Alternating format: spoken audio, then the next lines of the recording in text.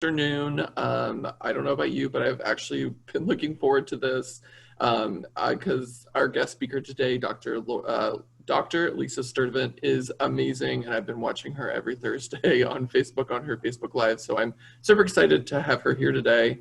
Lisa is the chief economist for Virginia Realtors, but before she was the economist for Virginia Realtors, she was our economist.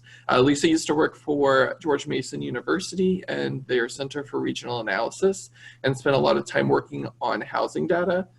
She then opened her own company, Lisa Sturtevant and Associates, and FAR contracted with her to produce our often referenced 2017 regional housing study. So thank you. And I am pleased that Virginia Realtors recruited her to be our #1 data person. And her input has made a big impact on the tools available to our members. She produces a quarterly home sales report for many of the associations across the Commonwealth, including FAR, and that is full of great data that you can use with your clients. If you haven't already seen the product, head over to farmembers.com/market to see the most recent edition. And before we get to the main event, I want to take a minute to introduce our fabulous sponsor today, our Diamond Affiliate Marketing Partner, Assurance Financial. And I see that Kent is here. So Kent, would you like to take a minute to talk about Assurance Financial? Sure, thank you. Can you hear me? I don't know if I'm muted or unmuted. Okay, good. So yeah, we're really pleased to be sponsors of FAR and have been so for several years, and just love our association with FAR. And I know we get very high marks as an association, and that makes it even that much better. For those who may not know, Assurance is a $1 billion company. We're headquartered in Baton Rouge. We have 3 offices in Virginia now. Fredericksburg was the first one, so we thought it was cool they chose Fredericksburg to start up. And that was January of 17. We can do just about any kind of mortgage you can imagine, the full range of products. We're direct seller to Fannie and Freddie. And we have a pretty big niche in construction perm. So if anyone has a need for that product, we've got probably one of the best programs around. Right now we're doing up to 90%, so that makes it good. Just a little quick factoid I thought I'd throw out here. If you have a buyer right now that, because everybody knows interest rates have been kind of moving in a nice downward direction here for a while. If you have a buyer that was looking at a home with a $200,000 mortgage and they had a rate at 3.75%, well, if you take that rate down to 3% now instead of 200,000, they're looking at potentially $219,700 to have the same monthly payment. So these low rates are helping in a lot of ways, and so good to see. Thanks for inviting me. Glad to be here. Well, thank you so much for Kent. Thank you so much, Kent, and for Assurance Financial for sponsoring today. So with that, I'm going to turn it over to Dr. Sturtevant. So thank you so much for being here, and good luck. Drew, thank you so much. Kim, thank you very much. I really appreciate the chance to come and talk with y'all today. I'm going to share my screen in a minute, and we're going to look at a lot of data. But I do really appreciate the chance to come and talk with you, not just because I want to share information, but even more importantly, I'm really eager to see if what I'm seeing in the data is what you all are seeing on the ground, right? We're in this period where things are changing so quickly. And while I get to look at a lot of data, it's usually a little bit old, right? It's usually like last month or at least last week. And so I am really eager to hear what you guys are seeing on the ground and to see if kind of what the data are showing or what you're seeing. Sort of the quick hint is that while certainly the housing market slowed down here during COVID and the economic downturn, our market was really a little bit more resilient, I think, than people expected. And in some parts of the Commonwealth, we're really seeing a pretty strong recovery, a pretty strong rebound, and Fredericksburg is among those places around the state. So my eyes have deteriorated at home here in COVID, so I'm gonna pull up the PowerPoint, and I will send this around through Kim. And one thing I will say is, I don't know about you all, when I have my Zoom up, I have people on the right-hand side of my screen covering up parts of the slides. I'm going to give you a hint that all of the good stuff on the slides are on the right-hand side of the slides. So if you are not seeing that side just because you have people there, you can minimize the people by using one of the bars up at the top of your view or changing your view option. So my goal today is to talk a little bit about what we're seeing in the economy, both at the national level as well as in Virginia, and then to provide a little bit of context for what's going on in the market and then what we expect the rest of 2020 and 2021 to look like. So I'll get started here. You know, we always start sort of with the big picture, the national economy. And as you all know, we officially entered an economic recession in February. That's what the data are now telling us. And in the first quarter of this year, GDP, which is a measure of all the economic activity in the country, GDP dropped by about 4.8%. And economists are predicting that the second quarter will show a 30%, maybe a 40% drop in GDP, really sharp decline. And if we think about it, that's not super surprising, right? I mean, we've been at home, we haven't been going out to dinner, we haven't been going into retail shops, we haven't been doing a lot of spending, we've seen a lot of job losses, and so it's not surprising that second quarter should look pretty grim. And we do know, and again, this is one of those slides where all the sort of interesting stuff is on the right-hand side. We do know that in March and April, the national economy lost 22 million jobs. And in May, economists were expecting to see that job loss continue. But there was really a lot of surprise when the economy posted a 2.5 million job gain in May. What I think that means is I think that we are out of the worst of the economic downturn. I think that's good news. I think we'll see the same thing in Virginia. We don't get Virginia job data for May until later this month. But we do know that the impact on the economy here has been pretty big. We lost about 400,000 jobs in March and April here in the Commonwealth in 2 months. To put that in perspective, back in the 2008 recession, the state's economy lost 180,000 jobs over 18 months. So we lost 383,002. And so this was a really hard hit to the economy. But one thing that doesn't get talked about, I think, as much, and I'll come back to it as it relates to our housing market, is those job losses were really concentrated in a very small part of the economy. So we'll come back to that. We can see what's been happening in terms of unemployment here in the state. The dashed line shows the number of people who apply for unemployment benefits in any given week, those initial claims. And you can see that since the beginning of April, fewer and fewer people have been applying for unemployment benefits here in Virginia. That's a good sign.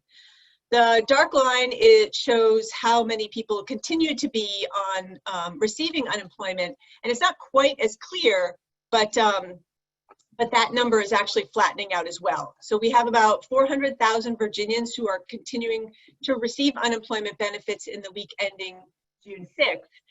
But as I said before, the unemployment benefits and the job losses have been really concentrated in a few industries. And I say that not at all by discounting the economic pain and the financial pain that so many families across Virginia really have been feeling over the last few months. Many of us know someone who's been touched personally by job or income loss, people who have been affected even personally by the health outbreak. But it is clear that the vast majority of folks who have been impacted by job loss have been either in the accommodation and food services industry, so these are your restaurants, your bars, hotel workers. Retail trade also has been pretty hard hit by job losses. And then the healthcare sector, and you might say, well, you know, Lisa, how can the healthcare sector be taking a hit when we need healthcare workers so acutely? And it really is, all of us who didn't go to that eye doctor appointment this quarter, or didn't go to the orthodontist, or didn't go and get that non-essential surgery, all of those offices really shut down. A lot of those offices shut down, and that's where the job losses were. But there are a lot of sectors where the share of folks who were impacted by unemployment is really relatively low. And I think about jobs like an economist, for example, right? We picked up and we moved our office to our home office, or our dining rooms or our living rooms, or wherever people are working these days. And many people in finance and professional services and even some government workers have been able to work from home pretty seamlessly. And I think that's one reason why our housing market, our for sale market, has been a little bit more resilient, I think, than people expected. So the people in sectors of the economy that have been most impacted by job loss tend to have somewhat lower unemployment, lower homeownership rates than people in some of the other sectors of the economy.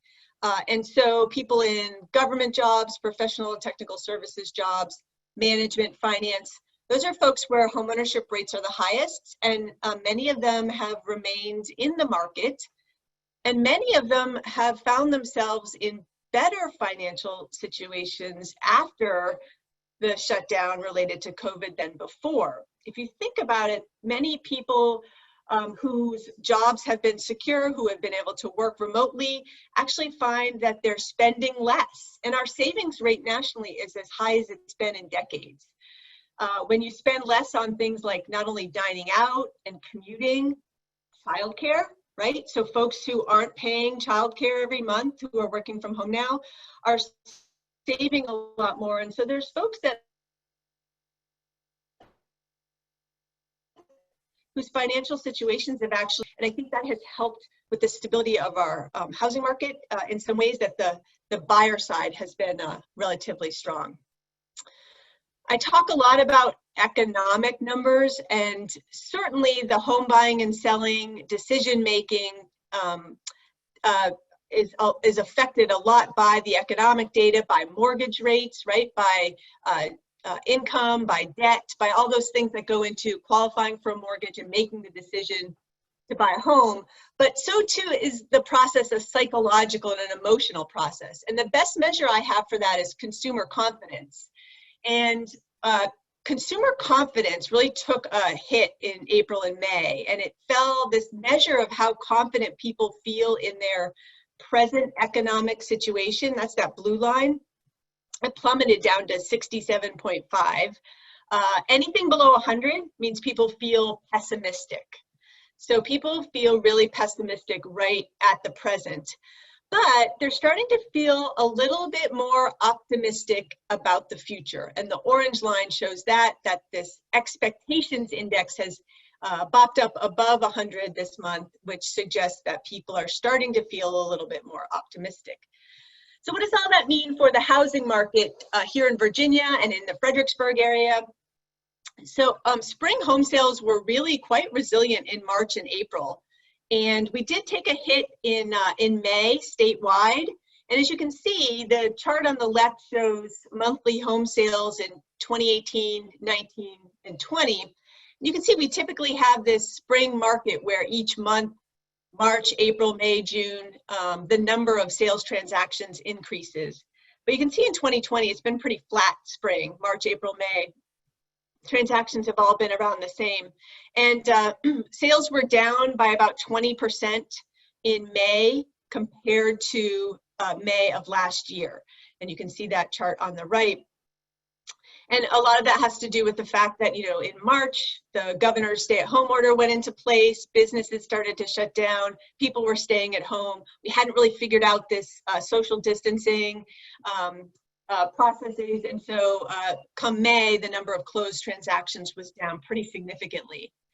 Home sales in the Fredericksburg area in the FAR footprint were also down in May compared to a year ago, though not by as much as statewide. So sales were down about 14% in the FAR footprint. I've added data for the city of Fredericksburg as well as Spotsy and Stafford counties on the right, and sort of across the board, we've seen a slowdown in closed transactions in May for the same reasons I mentioned for the statewide data. But But, and that is all true, and COVID certainly has had an impact on the demand side, with people sort of staying at home and pressing pause on those home buying decisions. But the supply side is really continuing to be a major constraint. And statewide, the level of active inventories, right, the number of homes listed available for sale at the end of May dropped by 34% compared to a year ago. That is the biggest drop we've seen in years, but it is a continuation of this in some markets, 6-year trend in declining inventories. And so the challenge that we had with low inventory levels has only been exacerbated by COVID, as some sellers are sort of taking a wait and see approach, or are they were uncomfortable about, folks coming through their homes, or how they could list a home safely. And that has contributed to a further decline in inventory. The downturn hasn't been quite as stark in the Fredericksburg area. Active listings down 14%. New listings, those are the newly listed homes on the market in May, are also down compared to a year ago, and down from April. And so there does seem to be still a slowdown in the supply side. And I think that's what we're going to see here in the June to come, where buyers are going to be more active in the market, but the challenges with available inventory are going to just be even more acute than we had seen in the past, until would-be sellers come back into the market and list their homes. Statewide, we also look at pending sales in May. So those are sales that went under contract in May but hadn't closed. And this is where one piece of good news, pending sales were down by 13% compared to a year ago. But when you look from April to May statewide, the number of pending sales actually increased pretty significantly. So more homes went under contract in May than April, which is typical in any given year, but the increase was much, much greater in 2020 than it has been like in 2019, for example. 24% increase in the number of sales going under contract in May compared to April, and even bigger in the FAR footprint, where the number of pending homes going under contract in May went up 35% compared to last April. In addition, May, unlike statewide, where May of this year looked a little worse than last year, pending sales were actually stronger this May compared to May a year ago in the FAR footprint. You guys can tell me if this is what you're seeing on the ground as well. We know that this slowdown in housing market activity, it's my opinion that it is being primarily driven by the public health stay-at-home orders, rather than the economic recession, just because of the folks who are being affected. And there are absolutely no signs in the market or in the economy that we will see a major impact on home prices or declines in home values. This is not 2006, this is not 2008, 9, 10, and you all know this, but you might have people asking, well, should I buy a home now? Aren't prices gonna fall? There's just no reason to think that prices are gonna take a downturn this year or any time in the near future, for a lot of reasons. Demand was strong going into the coronavirus and continues to be strong. Inventory is very, very low, as we talked about. Mortgage lending requirements are very different now than they were back in 05, 06, 07, much more conservative. And even though there may be some people, there are always people who struggle to pay their mortgage, and there are always foreclosures in the market, there's no reason to think that this market is going to be impacted by major surges of foreclosure activity because of the government's moratorium on foreclosures, and also the ability of mortgage holders to work with their lender to under a mortgage forbearance plan. We should be insulated from any negative impact on prices from foreclosure activity. Sales prices statewide were up only 1.6% in May, but the median sales price in the FAR footprint was up 6.5%, very strong in May. And we can see that prices were up in all markets across the region. Fredericksburg is a smaller market. It's a little bit more volatile, so there was just a modest change there from year to year. But we also know from other information that when homes it seems as though when homes are being priced appropriately, that they're selling very quickly. So the chart on the left is the sort of average close to ask price. And you can see that that line has been trending up since the beginning of 2009, actually a little bit before 2019. And that in April and May of 2020, the average close to ask price is over almost 100%. So meaning that people who are listing their homes are getting what they've asked, or in some cases above, and that sort of averages out to this ratio of about 99.75%. And then you can see on the right that the average days on market continues to decline, which is another indication that demand is strong, inventory is low, and that when homes are priced appropriately and when homes are in great condition, then they're moving very fast.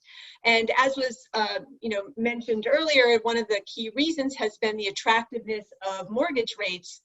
This data is from Freddie Mac, and for a few weeks in a row, we were seeing the 30-year fixed rate mortgage rate hit historically low levels.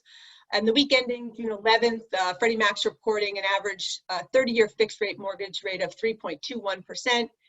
I've heard from some lenders that they've been able to offer VA and FHA loans at below 3%. And Fannie Mae and Freddie Mac have both forecasted that mortgage rates will remain low throughout 2020 and into the first quarter of 2021 at least, which will be a really good thing for the recovery both of the economy but also of our housing market as rates continue to be attractive to potential home buyers. Now, I will say we have heard, and those of you who have worked with buyers in the non-conventional mortgage rate sort of loan amount, that there has been tightening of lending requirements in the jumbo loans, and in some cases, home buyers who may have qualified more easily back in January and February are finding it a little bit more challenging. But all in all, the ability to access mortgage credit at this very low rate has been attractive to home buyers in the market. So what do we expect is ahead for 2020 and 2021? And again, the last slide, and I'd love to hear what you guys are seeing. I do think that June is going to be a very busy month. I think this sort of spring market that we missed in some ways is going to turn into a summer market, and we'll see a steady and increasing activity among buyers. Demand for housing was really strong, as I mentioned. Demographics are key to this buyer side of the equation, and right now, people who are between the ages of 25 and 39, they make up 1 out of every 5 residents of Virginia, and that is the primary group of first-time buyers, first-time move-up buyers, and the demographics haven't changed since coronavirus, and so they will still be there as the market begins to rebound. I think, when we get the 2020 numbers in at the end of the year, we might see that we were a little bit down in terms of overall transactions, but there's no reason to think that prices will come down. Prices should be stable or even increasing over the rest of the year. Given the fact that rates are expected to stay low, and given that there'll be so much pent-up demand, it seems to me that 2021 is going to be really busy, particularly when we get to the point where there has been a vaccine for the coronavirus, and people who are still cautious about the public health side of the outbreak feel more confident that the public health situation is 100% under control. So I think, the things that we'll be talking about again, and these are things in the Fredericksburg area that, we have all been talking about for a long, long time, is that not only low inventory, but just getting back to this housing affordability issue again and again. There's so much demand among first-time home buyers, but the available stock of homes for sale at price points that many first-time home buyers can afford is really quite small, and there's lots of competition for that type of housing, and that will still continue to be the story when we come out of the COVID shutdown. And then, this is a thing I'm starting to work on a little bit more, is kind of what is the post-COVID-19 housing market look like in terms of preferences? You know, we've been hearing a lot of stories about people spending so much time at home and people wanting new things or different things when they go to buy a home. Certainly the home offices, more outdoor space. But then I think it's also been interesting to hear what people are saying about whether there'll be a shift. People will be looking for more suburban locations a little bit further out. So will people who might have been looking in DC or Arlington or Alexandria, will they be looking down 95 towards Fredericksburg, or out 66 towards Prince William, or even further out, because many folks have found they can work from home more easily, and so they don't necessarily need to live right in that employment center where their job is located.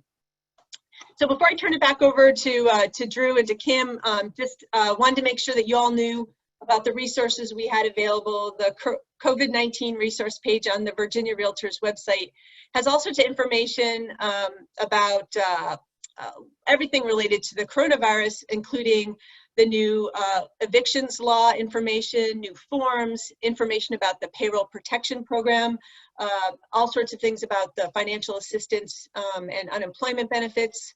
As Drew mentioned, I do a Thursday Facebook Live at 4 o'clock, and hopefully glitch-free. I feel like my technical difficulties, I'm starting to get them under control. And we're going to talk about different things having to do with the market. Going to talk a lot about the May housing market, so a lot of stuff you already heard. And then we do put out monthly home sales report, and our May report will be coming out for the state at the end of this week.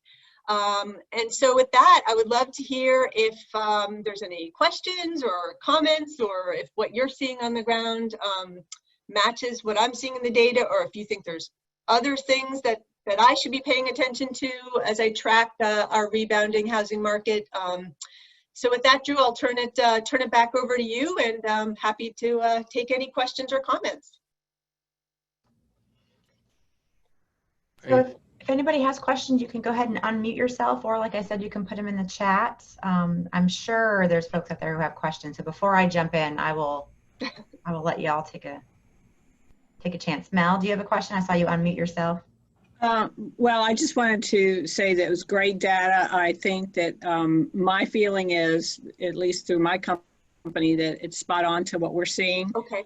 So I feel reassured about that. Yeah. A couple of interesting factoids I've written down and will share with people, and I think are really great. But it's an aha moment for me to think about how this is changing the what home buyers are going to be looking for in the future. I mean, that is kind of like a game changer. So it's like, you know, put a stop on the HGTV people, and let's think about what your space is like, because everybody has learned, you know, how to have two working adults in a house, and then small children running around.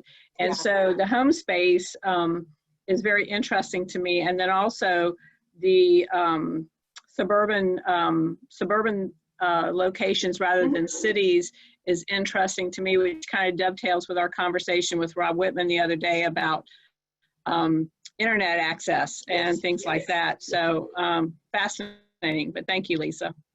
Yeah, just two quick things on that. I think the internet point, Melanie, that you brought up, I think I was talking with the folks down in the Chesapeake Bay and Rivers area, and they asked the question, you know, would folks from Richmond or DC, would they be interested maybe in moving out this way? And, you know, someone brought up the point there that the reliable high-speed internet is not easy to come by in many parts of the Commonwealth. So even if people are looking to kind of move to somewhere less urban or less sort of concentrated to get away from what, you know, that there's going to be some winners and losers, right, across the state, because there's some places that internet's just not reliable. And then the other thing I'll say, just Mel, to your point about, we bought our house a couple years ago, and we loved our open floor plan. And now being home with my 2 children and my husband for 14 weeks, it's like, close my office. I'm lucky I have an office, but I can see people rethinking that. And I've actually read things about like changes, not away from open space necessarily, but like flex spaces that can flex into an office or flex into a playroom more easily, because we're doing so much more stuff at home. So yeah, personal experience. So Lisa, I had a question. This is Kim, piggybacking out, we're just talking about how long from a data perspective do you anticipate looking to see if it really is sort of a a true change for the future, or just a reflexive action to what's going on now? Like, I'm ready to move out to where my parents live at Lake Anna so we can have access to a lake and space, because we live in a little tiny lot. But I feel like some of that's situational. Once my playground's open again and my pool opens again, I'll feel differently. So what's your thought on how long do we have to look before we can see if this is a true trend or just a reaction to what's going on?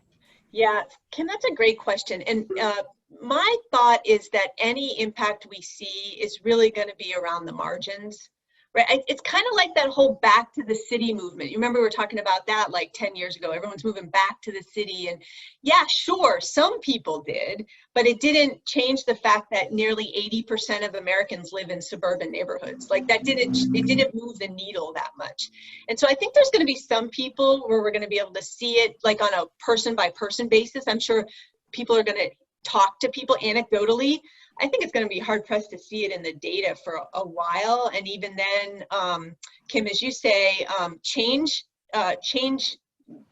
that might be in mind now, right now, when we're living this way, next year, we might be sort of back to normal. But I do think that, I do think there were couple other things that were happening at the same time. And this is one thing that sorry to go off a little bit on this, but this is one thing I want to just emphasize is, we have a whole housing market going on underneath this coronavirus. Like, coronavirus is like this, like, we're reacting to what's happening right in front of us, but there are underlying trends that have been going on for a long time that will keep going on, right? The movement out of the cities into more suburban neighborhoods, that's been going on for the last few years as millennials have been getting older and having children and getting married. We've been seeing that in the data for a few years. And so what we might see, Kim, is we might see that kind of pick up a little bit.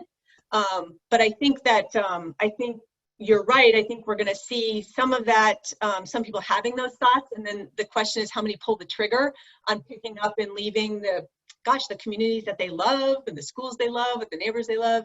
I think it's going to be for a certain segment of the population, and it's going to be around the fringes, I think. I also thought that the forbearance number was remarkably low, and that for my company, I thought that the people who didn't pay their rent last month or the month of May was higher than my company. Knock on wood, we collected our rent, so I was pleased for our landlords in that respect. But I do know there's several agents that are ramping themselves up to manage a huge foreclosure and short sale business coming in the future. But you only your remark is 8%, so that seems low. Well, and interesting about the 8%. This is 8% of mortgage holders have entered into a mortgage forbearance program. And a survey from Quicken Loans found that close to 70% of those people don't really need it. They took advantage of a forbearance program, even though, because you didn't have to provide any documentation that you were really in any sort of financial stress. And there's a lot of forbearance remorse out there. People who signed up for a forbearance program and now they're like, oh no, maybe this is going to impact my ability to refinance or my ability to get the next loan. Now the government has done some things to help mitigate that. But you mentioned property managers, and when we look at the larger apartment buildings, the rent payment is up around 90–95%. So the sort of smaller landlords have been, I think, more affected by tenants not being able to pay rent. My sense is if you've been getting folks paying rent up to date, I think when the extended unemployment benefits end at the end of July, I think that's when tenants are going to have a harder time. I mean, so the enhanced unemployment benefits that were passed add $600 to unemployment benefits a month for people who are receiving benefits. And that has really helped a lot of renters, again, who are most impacted to pay their rent and their other necessities every month. When those benefits go away at the end of July, I've heard from landlords and property managers, that's been when they're most worried about finding that tenants are going to have a hard time, because there are going to still be a lot of people out of work come August. So that's Lisa, this is Pat Bream. How are you? Hi. I'm going to ask about the senior population. Do you think that COVID has made them decide to stay put instead of perhaps moving to other parts of the country or other parts of Virginia? Do you think the whole scariness of it for that age population has changed their minds about where they want to live? Well, that's a good question. I think it's a little bit like what Kim's saying. I think that we might find a year from now that the sort of the concerns and the anxiety that people feel might have gone away, and we're back in the sort of longer term trend. But I will say, when you look at the data across the state, and the place that it was most stark was, we looked at the market in Williamsburg, and the city of Williamsburg has a relatively older population. And those were the places where we saw the biggest slowdowns in people listing. And we talked with realtors down there who was saying, you know, the folks down here, they don't want people in their homes. They don't want to risk, you know, having someone touch their services. They're fearful of, not fearful, but they don't work with technology in the same way. And so in the short term, it sounded like people in places like that were staying put a little bit longer where they might have moved otherwise. You know, the other trend, I think, this post-COVID trend is, and those of you with children could weigh in on this, Kim kind of alluded to it, is there might be more of an emphasis on families moving to where they can be closer to one another. Kind of this idea that an older relative who is thinking, gosh, you know, if I do need someone to rely on, if I'm in a health situation, wouldn't it be great if I was closer to my, you know, my family, and parents saying, gosh, if we were closer to grandma and grandpa, this would be a little bit easier maybe. I also wonder if that's going to be true as well.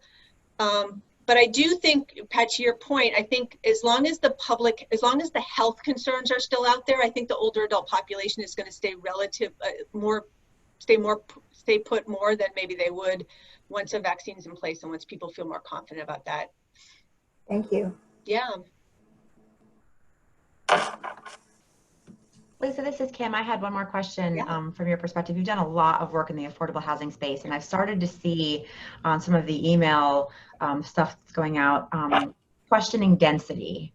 It is, right, is density really the way to go, especially with something like this, as we look to the future? Do you see multifamily construction impacted at all with maybe community anxiety about increasing density? And even, you know, even in little old Fredericksburg, we've got a lot of apartments that have gone up. You head out the 208 corridor, and it's surprising to see some of those rather large projects in a pretty rural areas. Yeah. Yeah. So, you know, a couple things. I think I was reading also about this sort of what we'll see post-COVID, and, you know, anything that's under construction now is sort of, that's past, but moving forward, there's a sense that maybe apartment buildings will be built with less common space and bigger units, right? People who still want to live in an urban area, but would rather have their own private space and less common space. That's a little bit of a shift, right? We used to hear about micro units and like lots of shared space, and maybe we'll turn that around. I think the density issue, I mean, at the end of the day, there is only one, there are a few ways to move the needle on affordability, and building more housing has to be part of it. So when you say density, it may not be apartments, but it may be places where single family homes are now built on smaller lots, or townhomes are allowed in a place where single family homes were simply built instead. And that maybe those apartment buildings you're mentioning that seem a little bit out of place, maybe that's not the right way to go on density, but it seems to me that the demand for housing is so much higher than what the supply has been for the last decade to 15 years. We're so far behind on housing we need to accommodate population and job growth that the only way to build more housing on limited land is to build more housing per piece of land. And I think you raise a good point. It's not, apartment buildings are not always the right way to go. I think we need to be a little bit more creative about what we mean by expanding housing options. It doesn't have to be a high rise, but can it be some of those more compact development patterns that include single family and townhomes? But just to recap, because I do, Kim knows this, you guys all know this, I think about that a lot, is you can't solve the affordability challenge without building more housing. I mean, it's just impossible. So that's Bottom line. Yeah, thank you. Yeah. Well, I wish you could come tell that to Stafford County. Well, yeah, right. Well, and I think the realtors do a really good job at telling that story. And I think it is fair to talk about A, what do we mean by density? And B, is density always, what kind of density is right in the right places, right? I think we could all agree that you don't want to stick a big apartment building out in a place that has no sewer and water, or that has, sort of disconnected from everything else. But is there a way to be sensible about it and to sort of talk frankly about the concerns that existing residents have, and addressing those with kind of real life examples of how this works in other places? People are worried about like multifamily bringing down property values at all. And I say, go to the Rosen-Boston corridor in Arlington, try and find a home for under $1.5 million, and right next door to a 15-story apartment building, that they certainly haven't been negatively impacted by all the new multifamily construction. Yeah.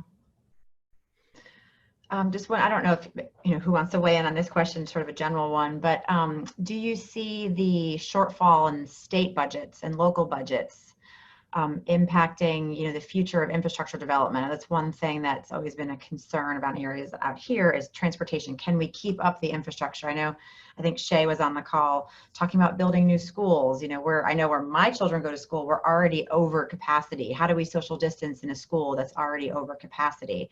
So that's kind of renewing those calls for planning well for the future, but how do we do it when we have huge budget deficits moving forward?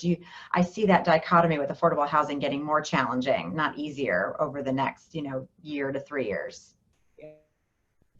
I'm happy to put my 2 cents in, and would love to hear what other folks say. I think, one thing that we're keeping an eye on is whether there's a third stimulus that includes money for state and local governments. That's been on the table for a little while, and then how the state decides to position that funding if it does come through a new stimulus. Because I think you're right, Kim. I think that's the next sort of hit, is that when local governments start to take a look at their budget, what is it that they can do? They can't run deficits like the federal government can. They have to balance their budgets every year. So the decisions are going to be really tricky. I think what I'm always interested in, it's harder to do this with data, but is to show, what's the cost of not making the investments in infrastructure and schools and affordable housing? Because you can't tell if you don't, how much it costs to do those things, but you don't know how much it will cost you in the long run if you don't do those things. And I think it's just part of that hard conversation of where priorities are going to be at the local level, certainly, as you say, over the next few years. Lisa, you mentioned the deficit. What is that going to look like, and how is that going to impact us in years to come? Yeah, it's staggering, isn't it? Yes. It's like I can't even wrap my head around the numbers that we're talking about. I think it's gonna be a real challenge going forward. This is sort of outside of my area of expertise, this macroeconomic stuff. But the sense that we're gonna have right now we're in decent shape relative to the rest of the world because the rest of the world is doing this too. But at some point it's gonna be really hard for us to borrow money when we need to. We're gonna be sort of having to put so much of our budget every year at the federal level to paying off interest on the debt that there's going to be less left over for all the other things that we want to do. So when you talk about debt and then military, Social Security, and Medicare, that might be our whole budget at some point. And it's going to be really hard to think about how we invest in bridges and roads and schools and all the other things. And again, you're right, whereas the government at the federal level can run up a deficit, but there are going to be some hard choices. And the unfortunate thing, it's going to be our children and our grandchildren that are sort of the ones that are going to be hit the hardest by this, I think. All right, any other questions from folks? Anybody who's been quiet on there? I do want to give a shout out to Alicia Angstadt. She is watching us live, and she is saying that what she's saying is people are demanding a lot of amenities with their home, right? Pools. So if you have a home for sale with a pool, maybe Alicia has a buyer who wants that home with a pool. But thank you for all you folks listening on Facebook Live too. All right, I want to speak. Call. Hello. Go ahead, I have a question. Is there any statistical data about the number of single-family homes that are being converted to multi-family homes? Because we are seeing a lot of that in our region. And speaking to a couple of points, that certainly affects the services that can be provided. Sure. But I'm just wondering if that's a bigger trend or if it's local to Fredericksburg. That's really interesting that you're saying that's local to Fredericksburg. 'Cause that's, I feel like that's really hard to do in so many communities that have explicitly created zoning to keep exempt people from being able to convert a single family home into 2 homes. We've certainly been seeing across the state folks putting accessory units in, and maybe that's part of that conversion work, but it sounds like you're talking about something a little bit different, but Yep. the more basement apartments and more sort of detached structures. But I haven't heard as much splitting single family into multiple units in other parts of the state. I know of at least one home in the Fredericksburg area that it has been converted into 3 living units. Right, yeah. A main living unit on the main level, and then an efficiency on the lower level, and a 2-bedroom on the lower Oh, level. wow, yeah, yeah. Ellie, and I'd be interested to dive deeper and to see what the underlying zoning is in that, on that home, because in a lot of places, I mean, that's not, the zoning wouldn't permit for that kind of subdivision. All of the work was permitted. I was in the house and they had the permits posted on the wall. But that's not a single or a solitary instance. I'm seeing it in Stafford County. I'm seeing it in Spotsylvania County. I haven't seen any in Fredericksburg yet. And I'm certainly seeing it with more frequency than I did even a year ago. Okay, interesting. I'll have to look into that a little bit more. I can give you the address, Kim. I'll text you the one in Spotsylvania. Okay, thanks. Clay? Yeah, Lisa, I just had a real quick question, or maybe it's not a quick question, but retail was getting hit hard for many years coming up into this, and I feel like it's going to be probably the hardest hit overall. I know affordability here is going to be tougher for first-time home buyers just because we're seeing stuff go over list, and the residential side is going to be really, I think we're just going to have a big jump as far as prices go. But on the retail side and commercial space, when are we going to see a wave where it's just going to knock this stuff out? I mean, we're seeing our mall here locally close, or Sears and stuff is closing, but when is that finally just going to fall apart where it's just all going to go online?